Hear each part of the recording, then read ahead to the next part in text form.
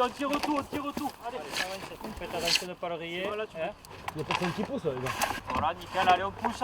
Technicien gaz, on travaille dans des entreprises qui sont dans le transport ou dans la distribution du gaz et on est amené à faire de la pose de réseau, de la surveillance de réseau ou intervenir juste avant le client auprès du compteur pour desservir le client. On a un plateau technique, un mini lotissement on va dire, sur lequel on vient faire des interventions au plus près de la réalité. Voilà. Tu as entendu claquer? La sécurité est primordiale.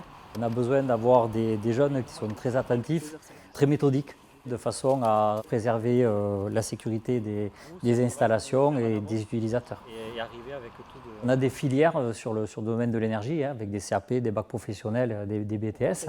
Le bac pro technicien gaz est une entité de ces filières, puisqu'on a des jeunes qui viennent de CAP, qui viennent faire cette formation, on a des jeunes de bac professionnel, TISEC ou TEMSEC, qui viennent dans cette formation. On a même eu des jeunes de BTS qui reviennent faire un bac technicien gaz, parce qu'ils veulent une professionnalisation. On est sur des formations en alternance, 4 semaines en centre de formation et 4 semaines en entreprise. Si tu n'as pas la prise qui est branchée, tu peux le faire au maillet. C'est pas mal parce que c'est pas que de l'école quoi. Et moi je suis pas trop école donc voilà. C'est bien de faire de l'entreprise aussi. Si on se donne les moyens, je sais que de ce qu'on m'a dit et de ce que j'ai vu, c'est qu'on pouvait évoluer, prendre du grade assez rapidement. Pour moi, c'est une reconversion professionnelle. J'ai commencé mes études par un parcours plutôt commercial. J'ai fait quelques années comme ça et puis au bout d'un moment, j'en ai eu assez, j'ai eu envie de changer. Et je me suis intéressée au monde de l'énergie. Et j'ai retrouvé donc des études en alternance qui correspondaient au parcours et j'ai passé un BTS qui m'a permis ensuite d'accéder à un poste de technicien gazier.